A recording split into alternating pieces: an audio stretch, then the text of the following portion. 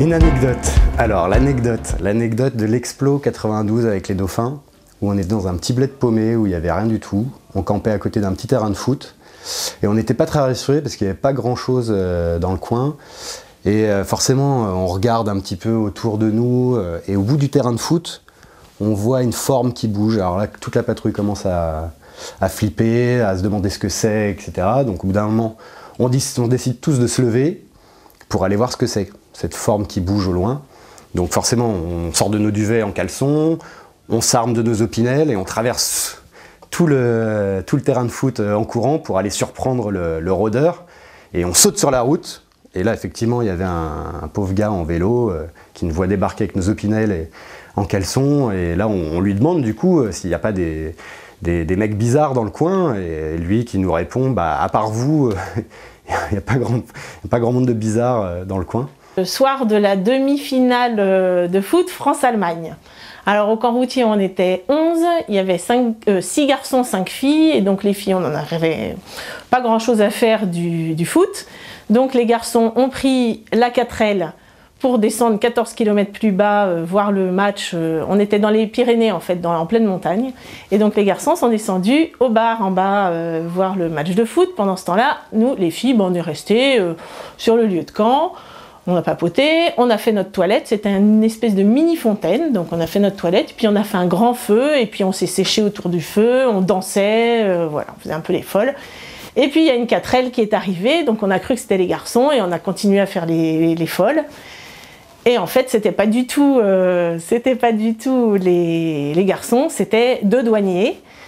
Donc là, on était un peu angoissés. Et puis finalement, ils ont été très sympas. Et ils se sont installés en pleine montagne. Ils ont branché leur télé sur la batterie. Et nous, on a regardé le match de foot allongé dans nos duvets en pleine montagne. Et c'était formidable. Une opération survie, c'est-à-dire qu'on devait éviter de manger, où il fallait trouver sur place de quoi manger. Mais on était en montagne, donc on n'a rien trouvé. Et puis on avançait sur la route et on a vu une canne et des canetons qui parcouraient la route. Et on a couru après pour essayer d'attraper un caneton. On n'en a pas attrapé évidemment et je ne sais pas si on aurait réussi, si on aurait eu le cœur à en tuer un pour pouvoir le manger. En 89, lorsque j'ai participé au camp en Côte d'Ivoire, nous étions promenés au Mali. Et là, j'avais rencontré une personne qui travaillait dans un champ. Et le traducteur qui était avec moi me dit tout d'un coup, c'est bizarre parce que c'est la première fois qu'il voit un blanc. Le jour de mon anniversaire, où j'étais de corvée de poubelle, c'est-à-dire que je devais ramener des très gros sacs poubelles, les transporter, et ils s'étaient crevés en route et j'avais dû ramasser un peu des ordures réparties un petit peu partout. Une anecdote qui a des répercussions toujours de nos jours, c'est-à-dire que nous avons avec Cédric cassé le bel Opinel numéro 13 de Chevreau.